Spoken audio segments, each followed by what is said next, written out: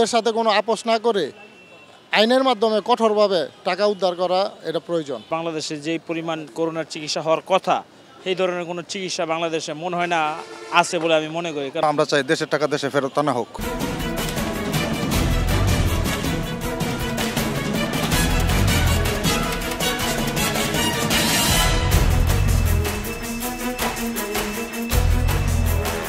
দর্শক শুভেচ্ছা, জনতার কথা অনুষ্ঠানে আপনাদের স্বাগত জানাচ্ছি।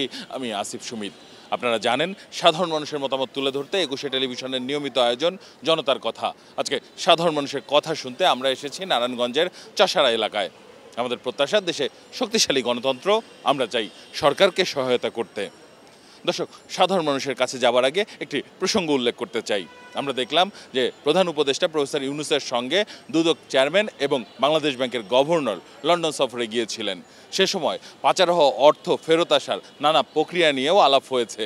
মূলত এরই এক পর্যায়ে বাংলাদেশ ব্যাংকের গভর্নর বলেছেন যে যারা অর্থ পাচার করেছেন তাদের সঙ্গে বিভিন্ন বিষয়ে সমঝোতায় যেতে চান তারা। মূলত সমঝোতার মাধ্যমে পাচার হওয়া অর্থ ফেরত আসা সম্ভব, নাকি আইনের কঠোর প্রয়োগ প্রয়োজন? সাধারণ মানুষ কি মনে করেন?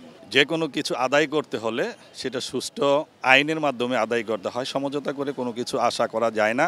আমাদের বাংলাদেশ থেকে যে পাচার করা অর্থ, সেটা তো অনৈতিকভাবে জ্ঞাত হারে এই টাকাগুলো পাচার করা হয়েছে আমরা যতটুকু জানি। আমি মনে করি বাংলাদেশ ব্যাংক এবং আমাদের অর্থ মন্ত্রণালয়ের কঠোর হস্তক্ষেপ, কঠোর আইনের মাধ্যমেই সম্ভব পাচার হওয়া টাকা বাংলাদেশে ফেরত আসা। ওদের সাথে কোনো আপোষ না করে আইনের মাধ্যমে কঠোরভাবে টাকা উদ্ধার করা এটা প্রয়োজন। ডক্টর ইউনূস সাহেব এবং ওনার সদস্যবৃন্দ নিয়ে যে কাজটা করতেছেন সকলের কাছে প্রশংসনীয়। আমরা ওনার জন্য দোয়া করি এইভাবে যেন উনি এই কালো টাকা এবং অর্থগুলি যে পাচার হয়েছে সমস্ত টাকা যেন বাংলাদেশে নিয়ে আসে এবং বিশ্বের মধ্যে যেন আমরা মাথা উঁচু করে থাকতে পারি।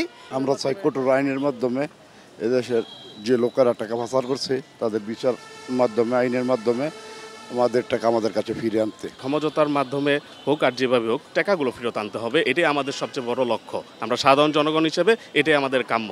বাংলাদেশে যত দুর্নীতিবাদ আছে, যারা টাকাকে আত্মসাৎ করে রাখছে, পাচার করছে, কঠোর আইনের মাধ্যমে যত দ্রুত টাকা দেশ আনা যায় তত দেশের ডেভেলপ হবে। পাচার হওয়ার টাকাগুলো বাংলাদেশে ফেরত আনতে পারে বা ফেরত আসে, ভবিষ্যতে আবার নতুন করে কেউ টাকা পাচার করার ইচ্ছা করবে না বা পাচার করতে সাহস পাবে না। আমরা চাই দেশের টাকা দেশে ফেরত আনা হোক।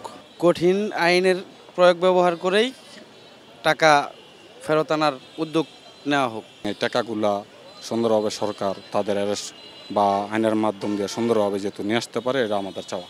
অনেক ধন্যবাদ আপনাকে। দর্শক, আপনারা শুনছিলেন সাধারণ মানুষের প্রতিক্রিয়া। এবার সাধারণ মানুষের কাছে সমসাময়িক আরেকটি ইস্যুতে যেতে চাই।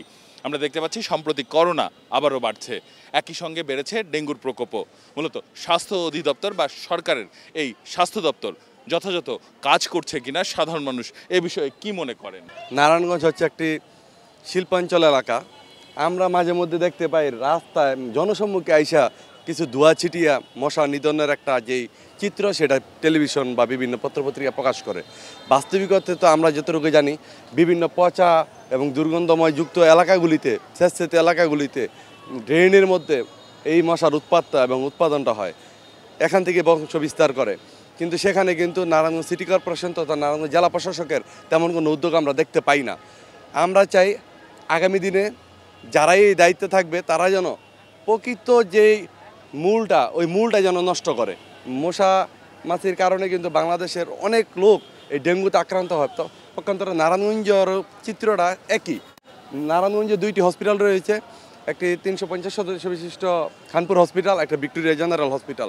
ওইখানেও পর্যাপ্ত চিকিৎসা নাই, কিছুতে কিছু হলে ঢাকা যেতে হয়। এটাও একটা মানুষের যে ভোগান্তি, এই ভোগান্তিটাও কিন্তু চরমে। সুভাষেন আশাবাদী ডক্টর ইউনূস স্যারের মাধ্যমে বাংলাদেশের সর্বস্তরের যেখানে ডোবা নালা আছে এখানে মশা নিষ্কাশনের ব্যবস্থা যেন ওনার মাধ্যমে হয়। হাসপাতালগুলো যেমন অনেক রোগী গিয়া দেখা গেছে পইরা থাকে, চিকিৎসা হয় না। ডেঙ্গু অনেক হাসপাতাল, সরকারি হাসপাতাল, বাংলাদেশে যে পরিমাণ করোনার চিকিৎসা হওয়ার কথা, এই ধরনের কোনো চিকিৎসা বাংলাদেশে মনে হয় না আছে বলে আমি মনে করি। কারণ থাকলে করোনা ফিরে আবার উৎপাদ হইতো না। হাসপাতালগুলো আসলে প্রস্তুত না, কারণ ট্রিটমেন্ট ঠিকভাবে আমরা পাই না। আমাদের হাসপাতাল প্রচুর পর্যাপ্ত পরিমাণ চিকিৎসক নাই বা ভালো উন্নত মানের কোনো চিকিৎসা দেয় না। এই হাসপাতালগুলিতে যেই লোকগুলি যায় ঠিক মতন চিকিৎসা করে না, এখানে ওখানে ফেলায় রাখে। অনেক সময় দেখা যায় বারিন্দার ভিতর রোগী থাকে, ভালো মতো চিকিৎসা নেয় না। অনেক ধন্যবাদ আপনাকে। দর্শক, আপনারা শুনছিলেন সাধারণ মানুষের প্রতিক্রিয়া। সাধারণ মানুষ কিন্তু তাদের ভাবনাগুলো অসাধারণ, তাদের চিন্তা অনেক সূক্ষ্ম ও গভীর। দর্শক, জনতার কথা দেখতে প্রতি শনি, রবি, মঙ্গল এবং বুধবার চোখ রাখুন একুশে টেলিভিশনে। সঙ্গে থাকবো আমি আসিফ সুমিত।